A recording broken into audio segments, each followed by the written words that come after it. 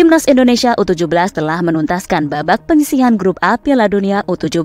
Garuda Muda imbang melawan Ekuador, Panama dan kalah saat menghadapi Maroko. Hasil ini memastikan Indonesia U17 finish di peringkat ketiga klasemen grup A dengan koleksi 2 poin. Belum dapat dipastikan apakah Arhan Kakak dan kawan-kawan akan lolos ke babak 16 besar. Meski hasilnya tidak sesuai harapan, namun dengan persiapan yang minim, Garuda Muda patut mendapat apresiasi karena bisa memberikan perlawanan di Piala Dunia U17. Bahkan sejumlah media negara-negara di ASEAN memberikan respek tinggi atas perjuangan Timnas Indonesia di Piala Dunia U17. Untuk itu, GL Extra telah merangkum deretan pujian media ASEAN atas perjuangan Timnas Indonesia di Piala Dunia U17.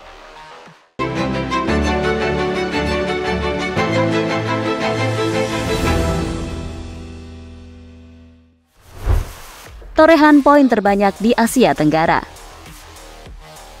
Timnas Indonesia U17 meraih 2 poin dari gelaran Piala Dunia U17 2023 usai menahan imbang Ekuador dan Panama masing-masing dengan skor 1-1.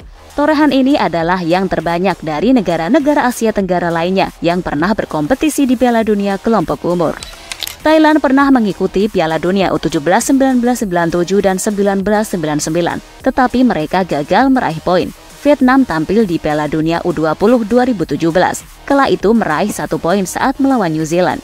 Sementara Malaysia di Piala Dunia U20 1997, serta Myanmar di Piala Dunia U20 2015 juga gagal meraih poin. Maka dari itu perjuangan Timnas Indonesia U17 di Piala Dunia U17 tidak sia-sia.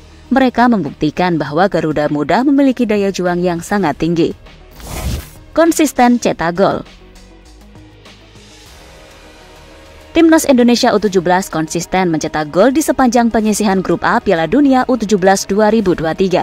Arhan Kakak mencetak sejarah saat menjebol gawang Ekuador di laga perdana.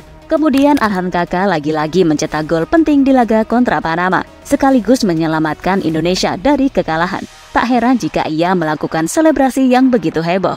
Sementara di laga terpenting melawan Maroko, giliran Nabil Asyura yang berhasil mencatatkan namanya di papan skor melalui skema tendangan bebas.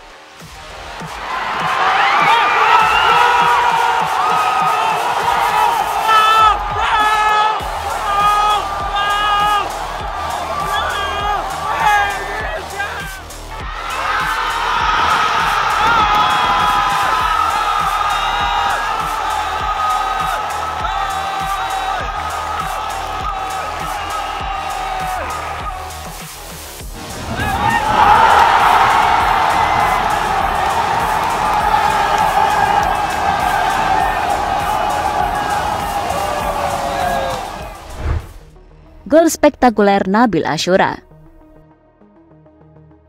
Seperti disebutkan sebelumnya, Nabil Asyura mencetak gol ke gawang Maroko melalui skema tendangan bebas. Nabil Asyura menjadi eksekutor. Pemain jebolan Garuda Select itu pun melihat celah dari pagar betis pemain Maroko dan melesatkan bola tanpa membentur lawan. Kiper Taha Ben Hozil memang bisa membaca arah datangnya bola, tetapi ia gagal menangkap bola dan akhirnya gol bersarang ke gawang Maroko. Gol yang dicetak Nabil Asyura bahkan menjadi salah satu gol terbaik di Piala Dunia U17 Indonesia.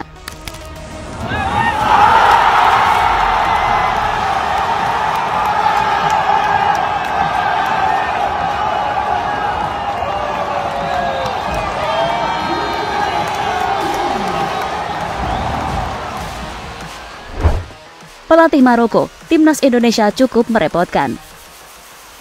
Sementara itu, setelah pertandingan, pelatih Maroko Said Chiba mengakui apiknya permainan Timnas Indonesia U17. Said Chiba mengatakan anak asuhnya sempat kesulitan pada menit ke-10 pertama pertandingan. Pemain Timnas Indonesia U17 memberikan tekanan sejak awal laga di Stadion Bung Tomo, Surabaya. Timnas Indonesia U17 menekan kami pada 10 menit pertama. Intensitasnya sangat tinggi, tetapi kami akhirnya mampu mengendalikannya, kata Said Chiba. Pelatih kelahiran Casablanca itu mengapresiasi pemain Timnas Indonesia U17 yang sudah bekerja keras hingga akhir. Timnas Indonesia U17 menurutnya memiliki semangat yang tinggi hingga akhir pertandingan.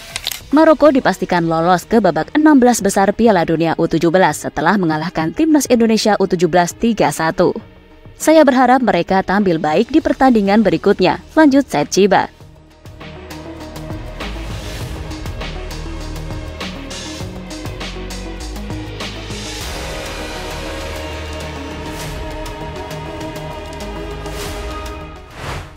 dapat apresiasi dari Erick Thohir.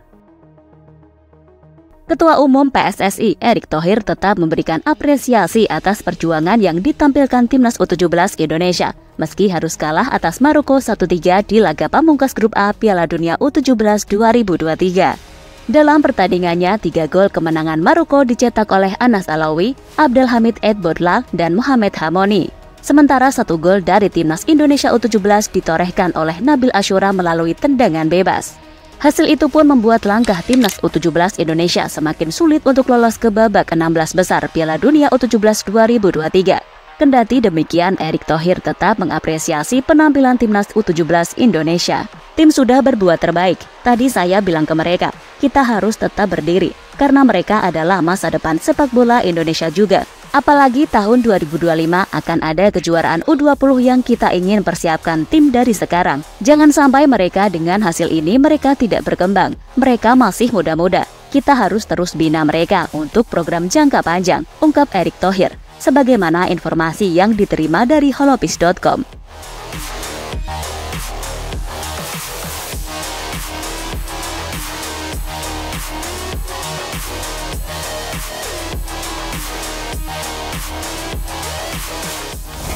Media ASEAN puji perjuangan Timnas.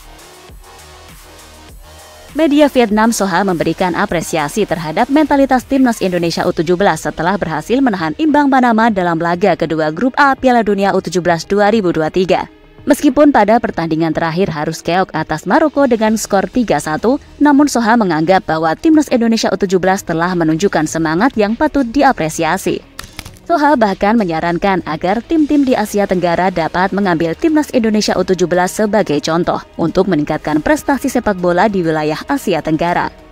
Fakta bahwa Indonesia U17 berturut-turut bermain imbang dengan 2 musuh besarnya bukanlah sebuah kejutan kecil di Piala Dunia U17 2023. Ini juga menjadi sebuah kebanggaan, patut dipuji dan dijadikan pembelajaran bagi sepak bola muda Asia Tenggara, tutup Soha.